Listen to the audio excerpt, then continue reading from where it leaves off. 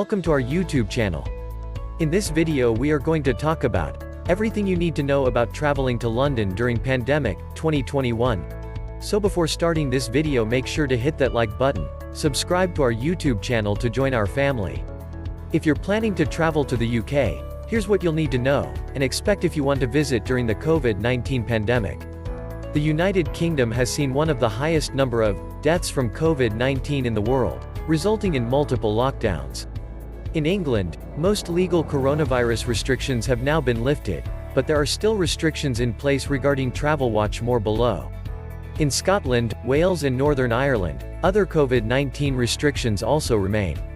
Across the UK, there are fears about the impact of the Delta COVID variant.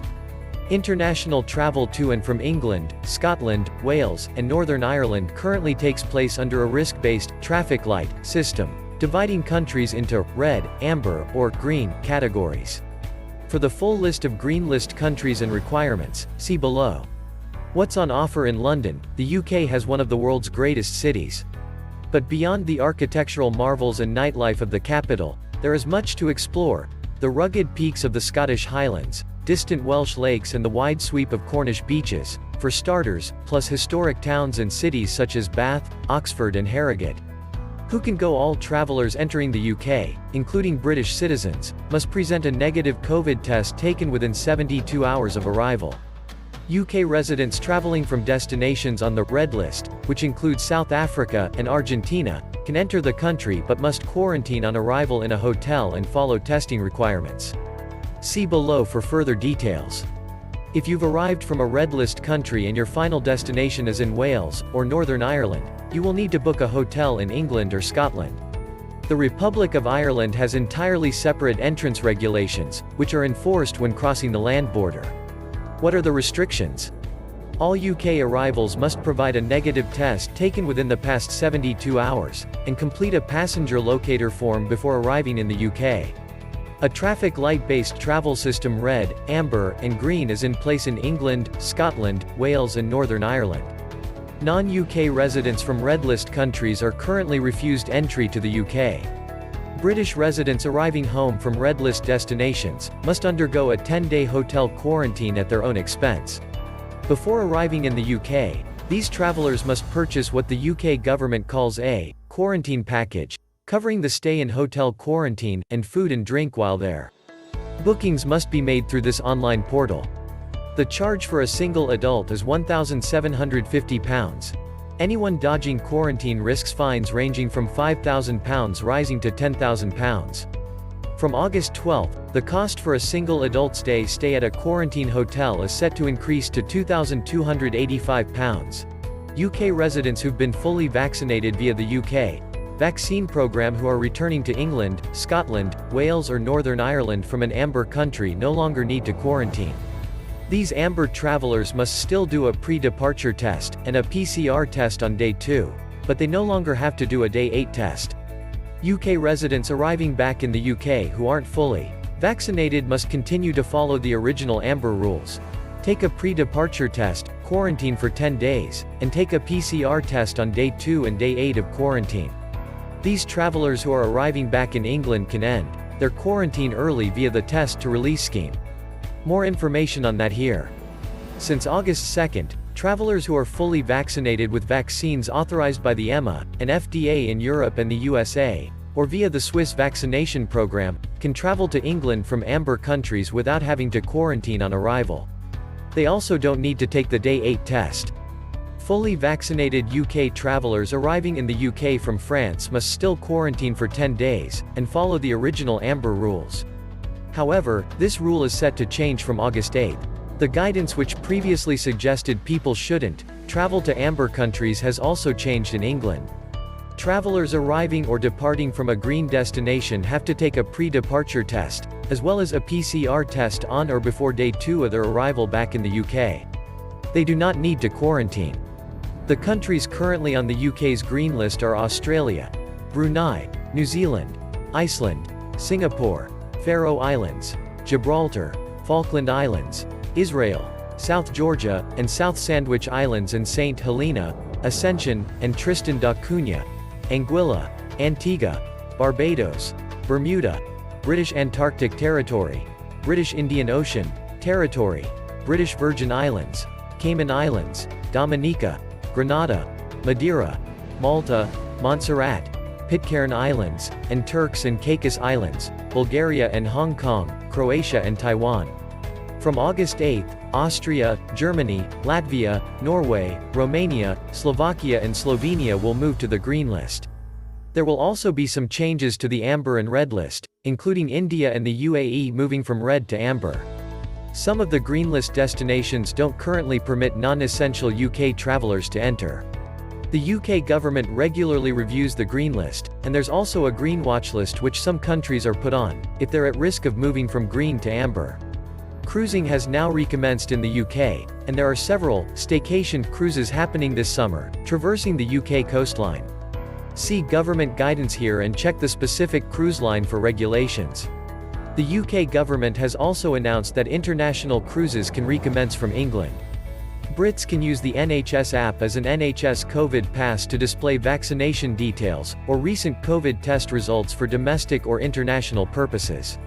Alternatively, they can request a paper letter with vaccine status. The UK government also encourages the use of the separate NHS COVID-19 app in England and Wales, and its equivalents in Scotland and Northern Ireland in order to check into venues for contact tracing purposes. What's the COVID situation? The UK suffered a devastating first wave in 2020, followed by a troubling winter 2020-2021 in the wake of the discovery of the Alpha, Kent, variant. On June 1, 0 COVID deaths were recorded across all 4 nations of the UK. Recently, case rates have been rising again, amid increasing concerns about the impact of the Delta variant. They now appear to be falling again. There have been more than 5.9 million COVID cases, and more than 130,000 deaths in the UK as of August 5. The UK was the world's first country to begin a vaccination program, which has lessened the burden on the National Health Service. All adults in the UK have now been offered a first dose of a COVID-19 vaccine. Rapid lateral flow tests are available for free via pharmacies and online, and UK citizens are encouraged to test themselves twice a week. As of August 5, over 86 million vaccination doses have been administered in the UK, and over 57% of the population has been fully vaccinated. In March 2020, there was a UK-wide lockdown that lasted until the summer. Since then, England, Scotland, Wales, and Northern Ireland developed their own region-specific measures. Restrictions are now being eased across the UK, but what you are allowed to do in each region still varies. What can visitors expect? England has emerged from lockdown and most legal COVID-19 restrictions have now been lifted. As of July 19, there are no longer limits on how many people can meet inside or outside at private households or in hospitality venues. But the UK government still advises people to limit the close contact you have with those you do not usually live with, and increase close contact gradually, and meet outdoors where possible. All English shops, museums, theme parks, bars, pubs, hotels, B&Bs, cinemas, theaters and nightclubs can reopen. Social distancing and face masks are no longer required by law. However, some businesses are still implementing COVID-19 restrictions, so it's worth checking the situation before you go. Travel within the UK is allowed, as is travel abroad, in line with the traffic light system outlined above. The government has also said the 1-meter rule will remain at the border in order to manage the risk of variants. The government is encouraging venues with large numbers like concert venues or nightclubs to use the NHS COVID pass mentioned above as a means of entry. From the end of September, the government plans to make proof of full vaccination compulsory for entry to nightclubs or other large venues. While the legal requirements on face masks have been lifted, Prime Minister Boris Johnson said that we expect and recommend that people wear a face covering in crowded and enclosed spaces, where you come into contact with those you don't normally meet, such as on public transport.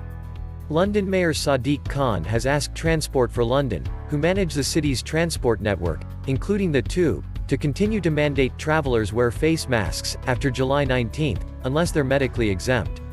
Currently, people in England who are identified as close contacts of someone who has tested positive for COVID-19 have to self-isolate for 10 days. This identification often takes place via the NHS COVID-19 app, which allows users to check into restaurants, bars and other venues for track and trace purposes. Using the app is not compulsory but is recommended by the UK government. From August 15, adults who've been double vaccinated for 2 weeks or more can end this self-isolation if they test negative for COVID-19 via a PCR test. Wales is currently at what the country classifies as COVID Alert Level 1. In Wales, up to 6 people from 6 households can dine inside at restaurants, bars and pubs. As of July 17, up to 6 people can meet indoors in private homes or holiday accommodation. There are no longer any restrictions on Welsh residents gathering outside, whether in private gardens or public spaces like beaches or parks.